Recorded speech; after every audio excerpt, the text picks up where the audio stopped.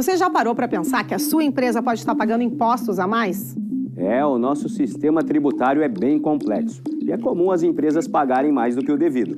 Saiba que é possível recuperar os valores dos últimos 5 anos e reforçar o seu caixa. A Fortus Tax é especialista no assunto e já ajudou muitas empresas nos seus 18 anos de atuação. E o mais importante, você só paga pelo serviço depois que o dinheiro estiver na sua conta. Fortus Tax. Pagar o justo é o nosso forte.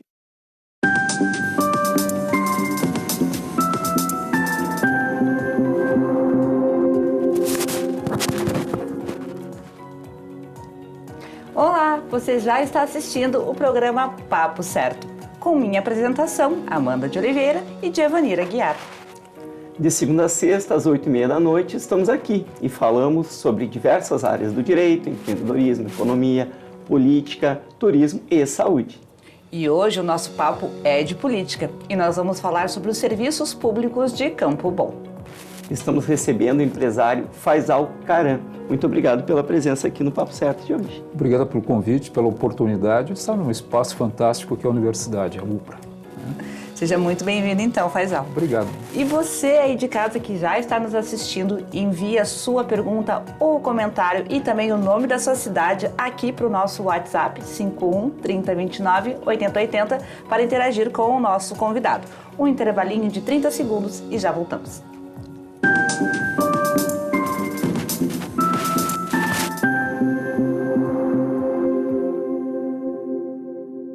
Tá difícil encontrar o profissional certo para a sua empresa? Precisa de alguém detalhista para aquela vaga no financeiro? Quem sabe um criativo para o marketing? Ou ainda, alguém focado em resultados? A Fortus RH utiliza técnicas de seleção e processos estruturados, realizando entrevistas, aplicando provas e testes específicos. Tudo isso para buscar a pessoa certa para a vaga certa. Fortus RH. Conectar pessoas é o nosso forte.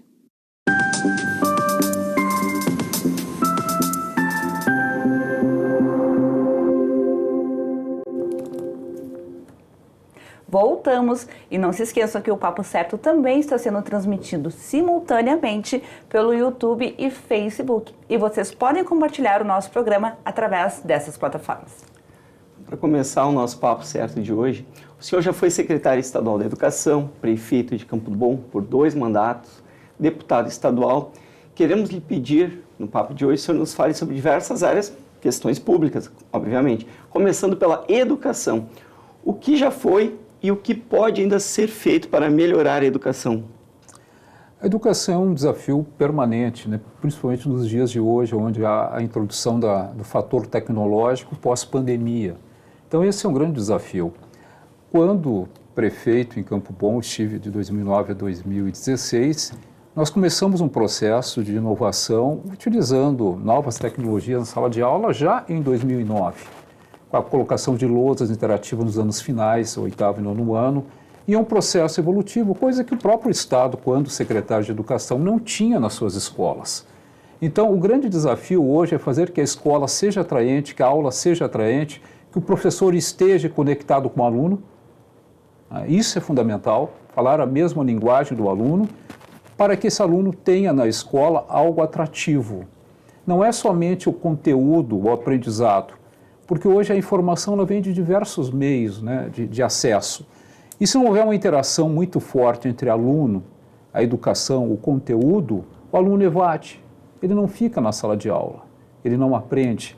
Então, o grande desafio que se tem hoje é usar a tecnologia para a sala de aula e ela ser atraente ao aluno, né? Não esquecendo o conteúdo, o aprendizado e assim por diante.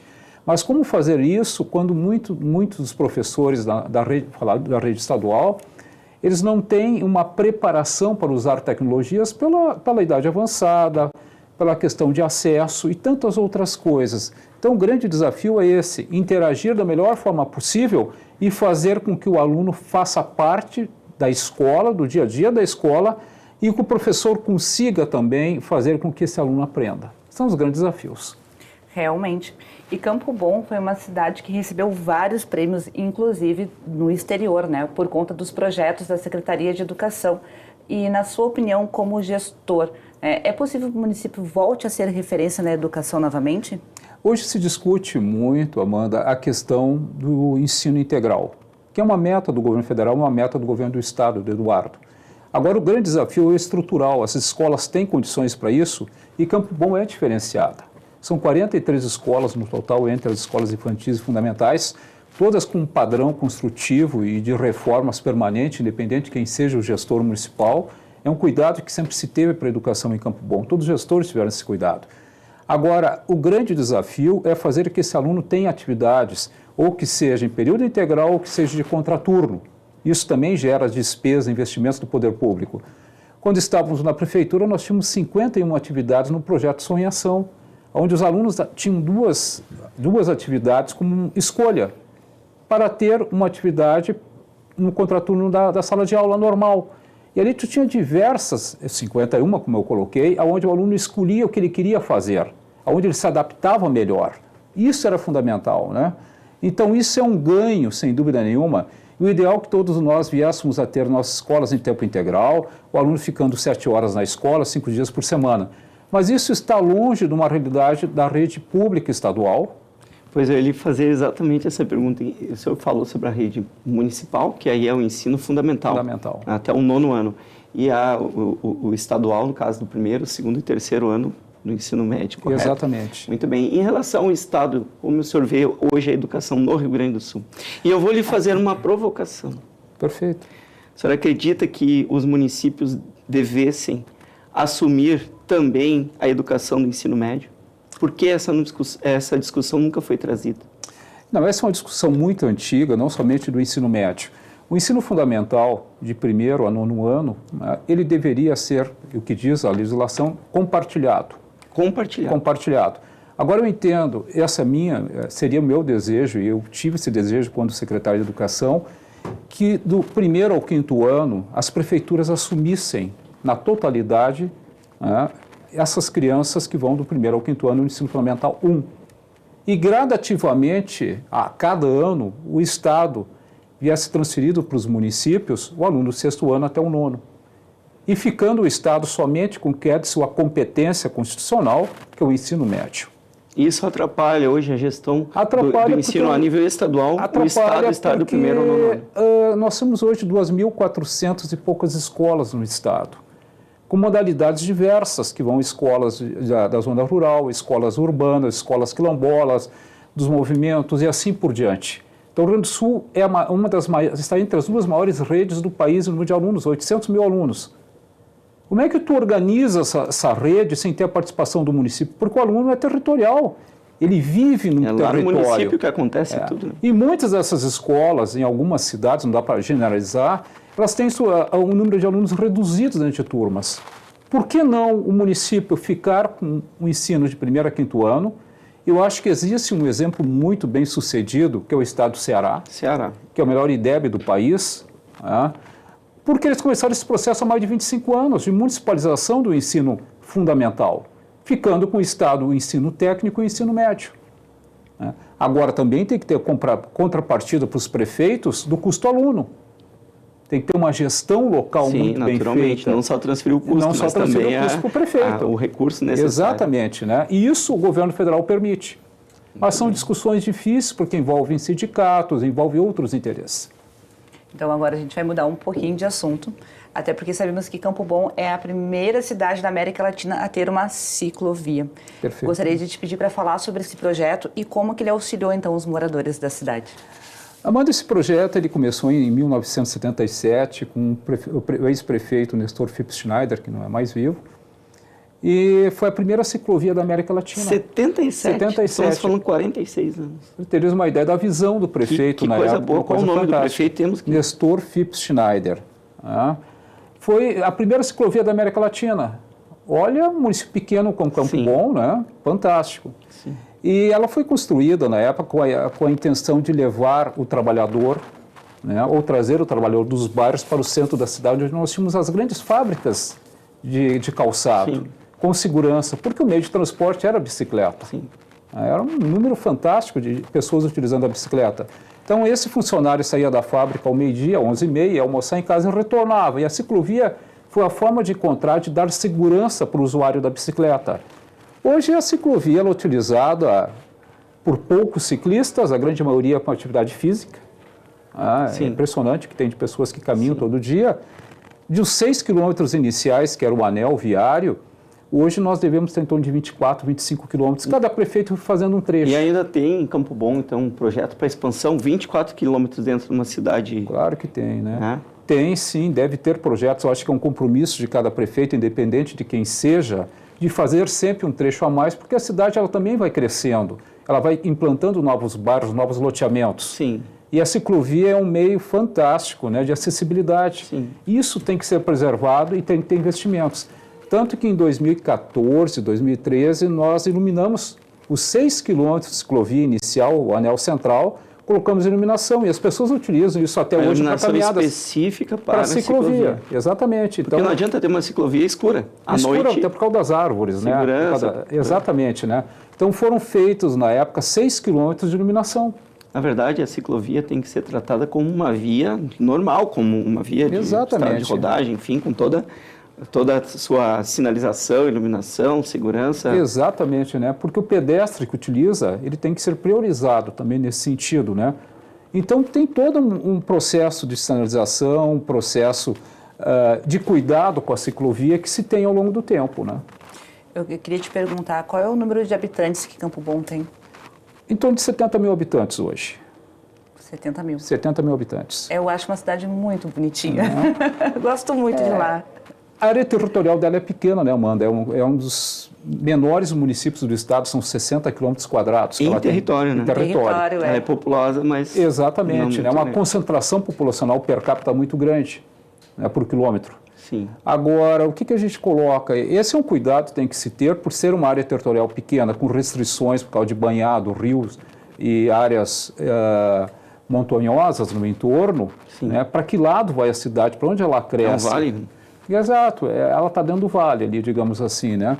Então, por não ter território, tem que se ter um olhar muito cuidadoso de que forma a cidade vai crescer, de que forma ela vai ter a mobilidade urbana dela, de que forma eu vou implantar loteamentos industriais, que futuro eu quero para a minha cidade, porque eu não venha a comprometer de não ter mais espaços físicos que permitam a instalação de novas zonas industriais, que é a máquina propulsora do crescimento, né? Que gera emprego e renda, assim por diante. Falando em emprego e renda, há ações voltadas às famílias de baixa renda em Campo Bom, que vivem em situações mais precárias?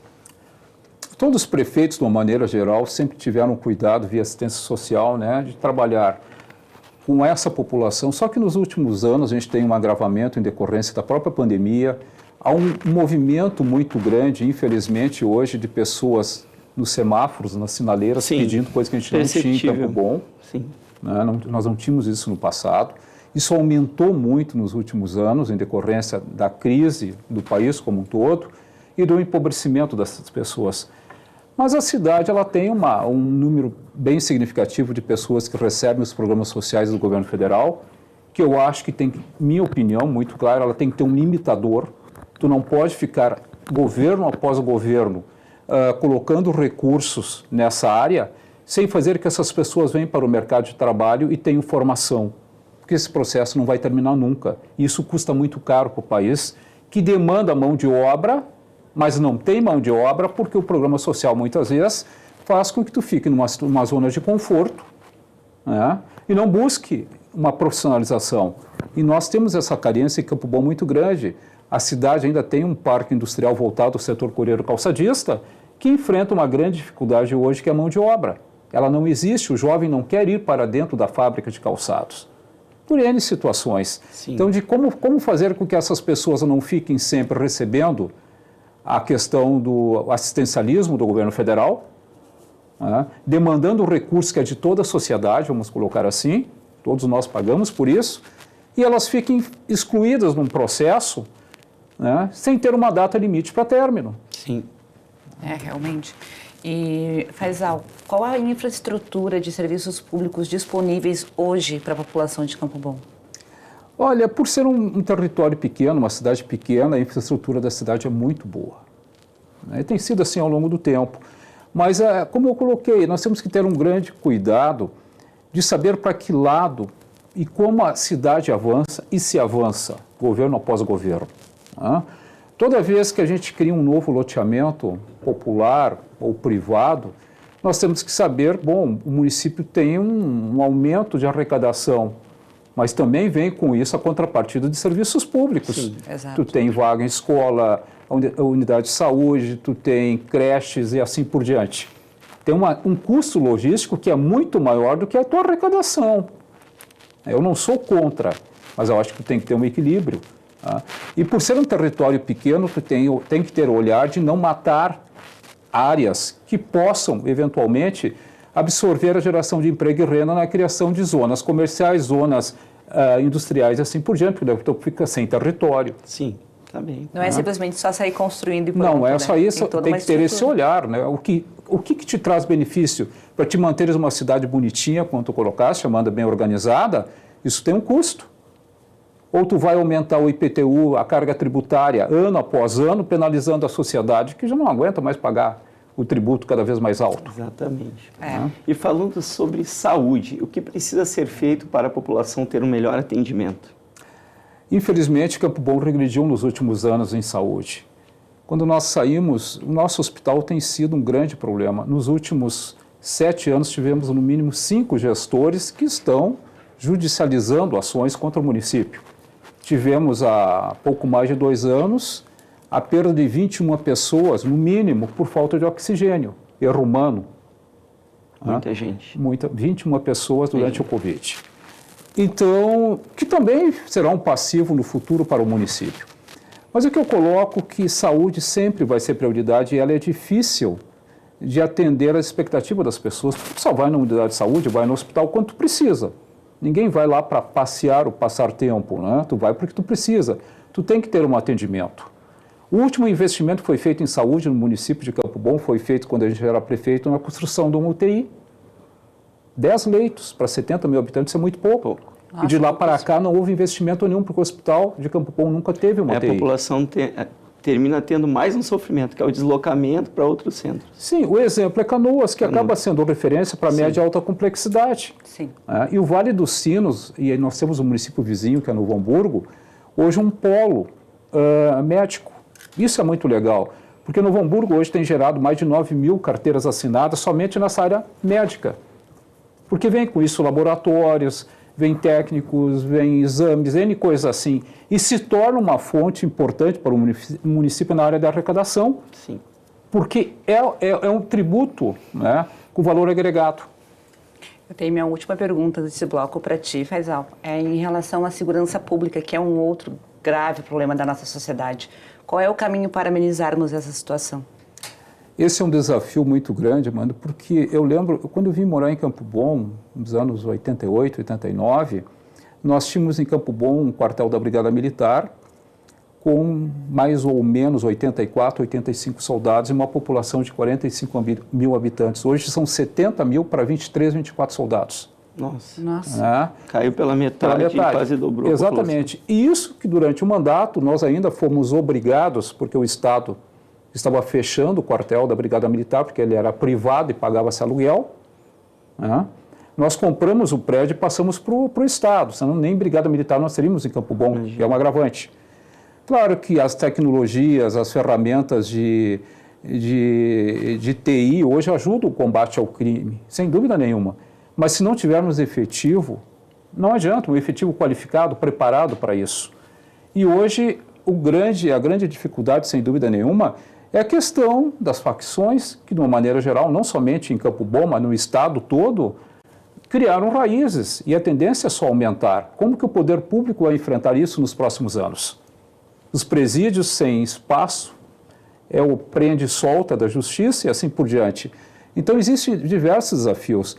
Mas eu acho que um grande caminho foi criado na época do governo Sartori, aqui do estado, o governador Sartori, que era o policiamento comunitário, onde as prefeituras, para não perder soldados e ter um incentivo, elas passavam, através desse programa, recursos para moradia de soldados, ficando na cidade e não migrando para outras cidades conforme o custo operacional de cada um.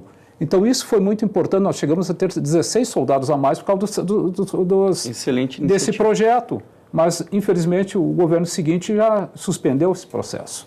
Entendemos. Certo, então. Vamos fazer um intervalo de 30 segundinhos e já voltamos com o Papo Certo. Fiquem aí com a gente.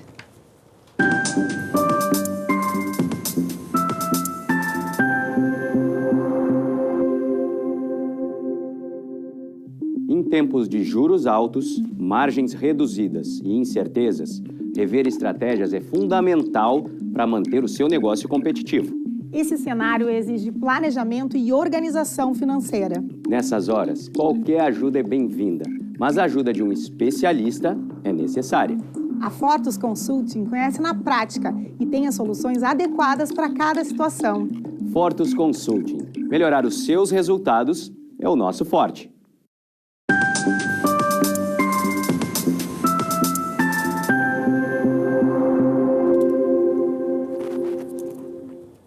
Já estamos de volta e também estamos transmitindo o Papo Certo pela Rede Litoral de televisão, através do canal 6 da NET Claro Litoral, canal 521 da NET Claro e 513 da Vivo.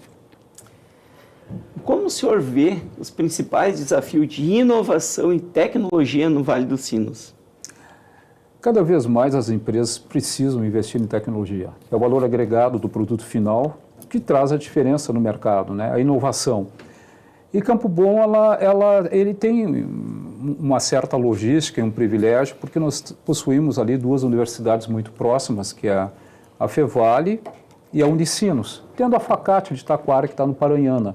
Mas eles estão muito integrados nessa situação toda. E uns anos atrás, a Prefeitura fez uma parceria com a universidade, criando o Tech Park, um parque de inovação, onde estão instaladas várias empresas voltadas à área de tecnologia.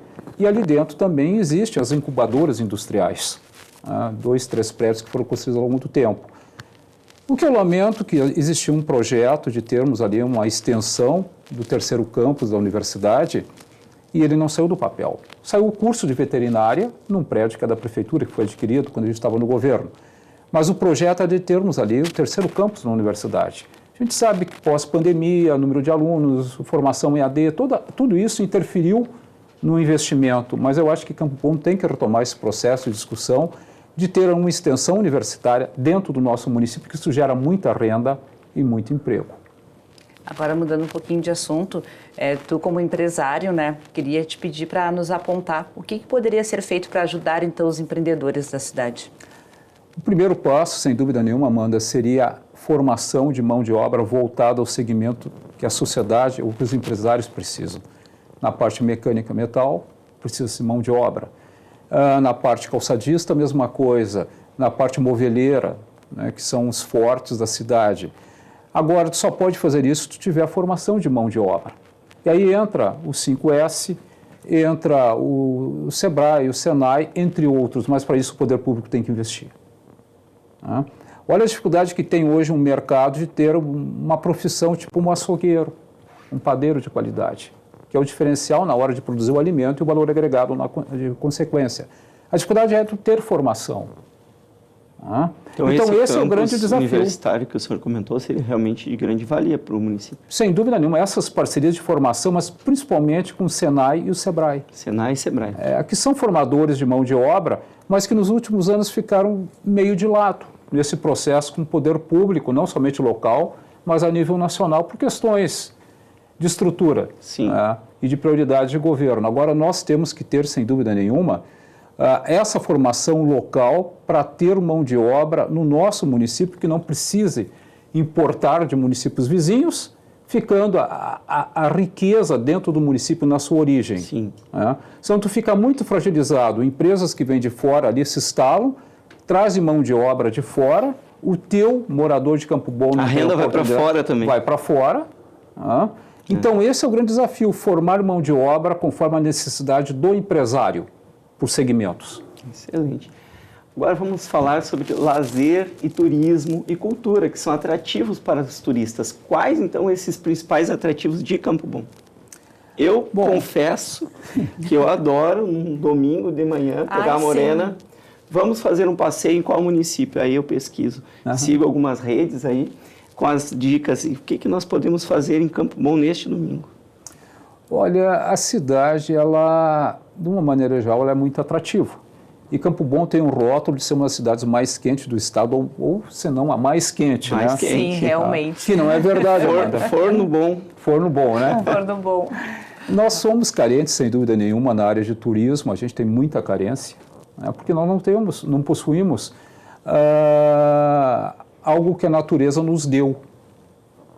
Infelizmente, a gente não possui. Mas nós possuímos parques, áreas verdes bastante extensas, que a população compartilha. A gente nota muita placa de fora nos finais de semana. Sim. As pessoas com sua cadeirinha, com seu chimarrão. Que ela é uma cidade muito simpática. Exatamente, A Amanda né? falou. Sim. Então, vamos almoçar em Campo Bom, vamos fazer um passeio no O parque. grande gargalo é tu fazer as pessoas gastarem em Campo Bom, porque turismo é isso. Sim. E não pode somente eu sentar numa praça ou num parque e tomar meu chimarrão, E ir que embora. legal, e ir embora. Né? Mas tem um custo estrutural para ter aquilo Com ali de certeza, manutenção. Um restaurante, pontos turísticos também na cidade, cultural. Exatamente. Então, o ideal é que as pessoas viessem para lá e gastassem. Porque elas vão fazer isso em outro município. Né? Mas aí tu tem que ter uma rede de suporte, de restaurantes, de lancherias, com qualidade, preparados para receber o turista em si. Né? A cultura do turismo. A cultura, e ela tem que ser atraente e ser estimulada de forma permanente. Né? Então, cada vez que tu traz o turista, tu traz a pessoa de fora, e não adianta tu só criar ou estar dentro de rotas turísticas se o turismo não chega ali. Que essa é uma passagem. É uma passagem. Infelizmente, Campo Bom virou uma passagem. Porque ela não está próxima da 116, não é longe, mas não está próxima. Então, se está carente, tem muita oportunidade para quem está pensando dúvida onde nenhuma. desenvolver aí atrativos turísticos e culturais. Campo Bom é um potencial. Se está carente, é um potencial. Mas é uma cidade que produz calçado, história. A primeira cidade exportadora de calçado foi Campo Bom, na época de Cláudio Strasburger. Talvez um dos maiores empresários que se teve no estado na área calçadista. Strasburger. Foi o primeiro exportador de calçado para a Europa, para os Estados Unidos. Agora, ao longo da 239, no trecho de Campo Bom, nós não possuímos uma loja de calçado, uma referência, uma venda. É uma coisa muito Poderia estranha, ter. né? É muito estranho e isso. existe um calendário anual de eventos? Nós tínhamos a festa do sapato, que era tradicional em Campo Bom, mas nos últimos anos ela não tem ocorrido, por questões de opções da administração municipal, mas ela era muito forte. Nós tínhamos, na época, estimulava a presença de pessoas fora do município, aquelas pessoas que compravam na feira participavam do sorteio de um carro. Olha Nossa. aí. Entendeu? É um baita atrativo. E além do que, o município se beneficiava porque tinha nota fiscal emitida. A condição era comprar com nota fiscal, dar nota fiscal.